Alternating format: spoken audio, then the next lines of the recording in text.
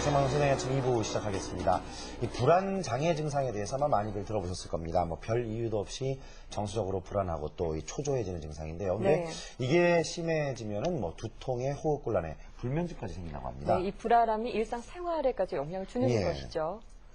근데 이게 문제는 우리나라 20대 청년들 중에 불안 장애를 호소하는 수가 부쩍 늘어났다는 겁니다. 조수빈 아나운서 임명 준비했습니다. 네, 잠을 못 이루는 20대들 다 이유가 있었습니다. 전체 실업률은 줄어들어도 그 청년들의 취업률은 제자리 걸음이거나 아니면 오히려 늘어나는 추세였는데요.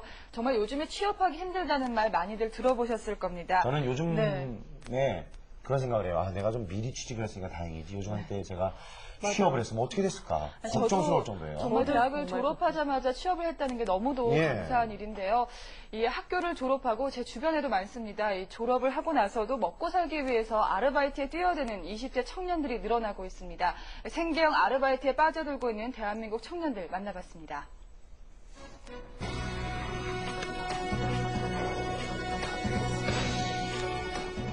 대학 졸업 후 한 사무실에서 아르바이트를 하고 있는 이미경 씨. 미경 씨의 일은 전공과는 아무 상관없는 사무보조입니다. 이거 좀 복사 좀 해주세요. 다른 아르바이트보다는 시급도 높고 편한 일입니다. 하지만 이걸 평생 직업으로 삼을 수는 없습니다. 이렇게 해서 얼마나 받으세요? 시급 4,000원씩에서 뭐 하루에 한 8시간 일을 하는데 그래서 뭐 한 달이면 한 70 조금 안 돼요. 아유. 네, 그래서 미경 씨는 짬짬이 주변의 눈을 피해서 취업 준비에 열을 올리고 있습니다. 직원분들이 또 미안해서 이렇게 또 힘들까봐 제가 오히려 눈치 더 많이 보고 공부하는 편이에요. 공부에 일에 정신없는 하루를 보내고 이제 겨우 집으로 돌아가는 길. 부모님은 지방에 계시지만 미경 씨는 취업을 위해서 서울에서 자취 생활을 하고 있습니다. 형편이 이러니 아르바이트를 그만두고 취업 준비에만 매달리고 싶어도 그럴 수가 없는데요. 파스는 거의 20만 원 가까이 들고요. 뭐 식비 같은 경우도 뭐 장복 한 번 장봐도 막 3, 4만 원씩 나오더라고요. 그래서 솔직히 살기도 빠듯해요.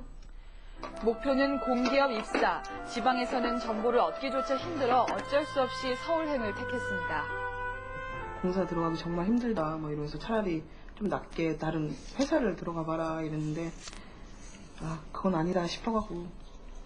하지만 현실이 버거워질수록 마음도 점점 약해집니다. 중소기업이라도 들어갈까? 대기업 들어가야 좋지.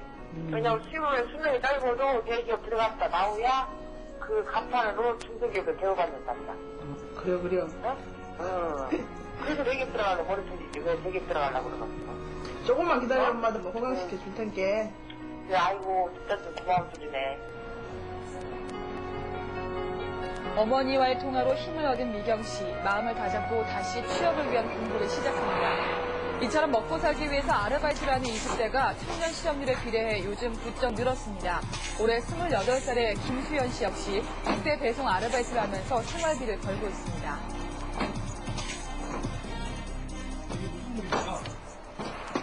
택배 배송 일입니다. 택배 배송 일이요? 네. 일하는 한 달에 시급은? 시급은 정확히는 4,750원이에요. 한 달 만근하면 5,000원씩 쳐줘서 50만 원 받았어요.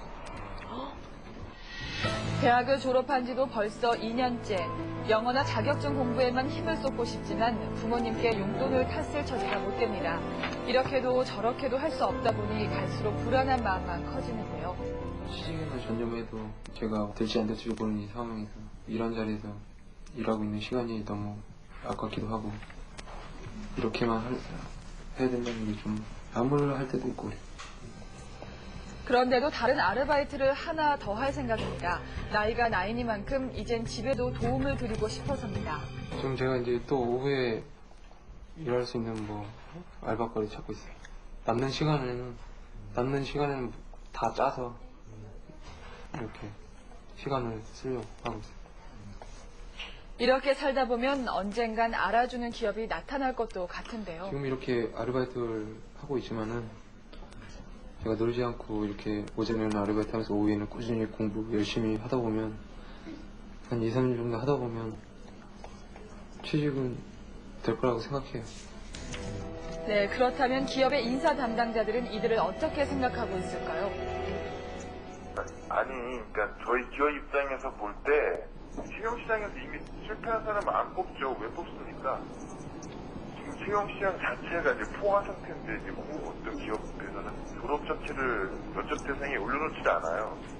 졸업 예정자만 뽑지. 그러니까 3번 떨어진 사람은 기업의 분리에 맞지가 않아요. 대졸자 중 60%가량만이 취업에 성공한다는 요즘, 방금 보신 대로 취업에 실패한 청년들은 아르바이트로 생계를 유지해야만 합니다.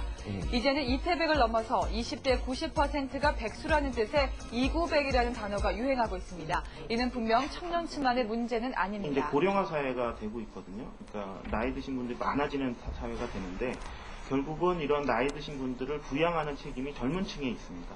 그 결혼하는 시기가 늦어지고 아이를 낳는 것이 줄어들고 이런 상황들이 반복이 된다면 이것은 단지 청년층의 문제만이 아니라 전 사회에 파장을 일으킬 수 있는 큰 문제로서 바라볼 필요가 있다. 현재 우리나라 청년 실업률은 약 8%, 거기다 취업을 아예 포기한 구직 단념자도 12만 명이나 됩니다. 대체 상황을 여기까지 오게 한 원인은 무엇일까요? 실업자가 많은 이유 중에 가장 핵심적인 게 뭐냐면은 청년들이 일할 만한 자리가 없다라고 하는 거거든요. 쉽게 말해서 안정적으로 일할 수 있는, 그래서 그 직장을 통해서 자기 미래 삶을 예측하고 세를 해나갈 수 있는 이런 안정적인 직장이 없다라는 것이고, 두 번째로는 임금이라든가 이런 노동 조건이 워낙 안 좋다. 이 두 가지 때문에 사실 청년 실업자가 많이 나타나고 있는 거 아닙니까? 정부 역시 문제 해결을 위한 정책들을 내놓고는 있습니다. 하지만 관련된 부서만 10곳이 넘어 중구난방이라는 비판에 시달리고 있습니다.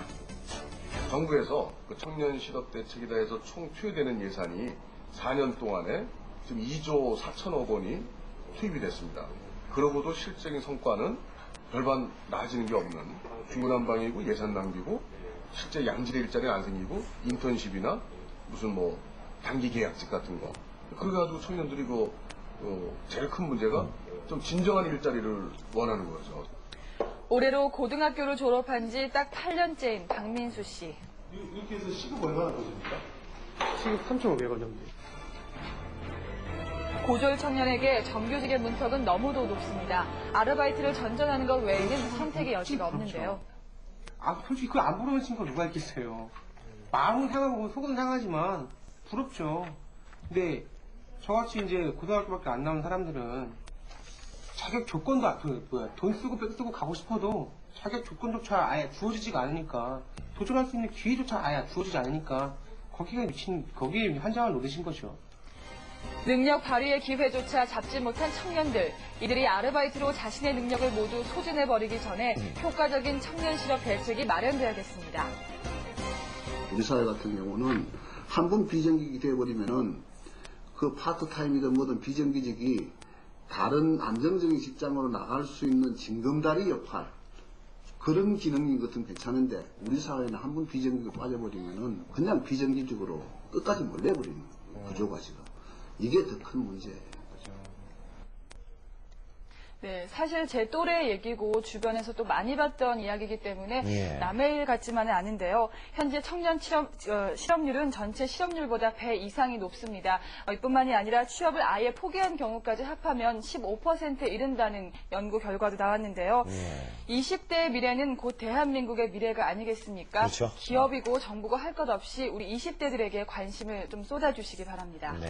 네, 본인은 참 답답했는데요. 이 젊은이들이 일자리를 찾지 못하면 우리 사회 결국 역동생을 많이 잃게 되는 거잖아요. 그렇습니다. 저도 사실 입사를 위해서 1년 동안 백수 생활을 해본 적이 있어요. 그때 그 불안한 마음이 저 지금도 기억이 나기 때문에 얼마나 어렵고 힘든지 잘 알 것 같습니다. 하지만 치열한 마음으로 또 희망을 가지고 열심히 준비하시고요. 정부와 민간이 정말 협력해서 반드시 활로를 찾아줘야 되겠습니다.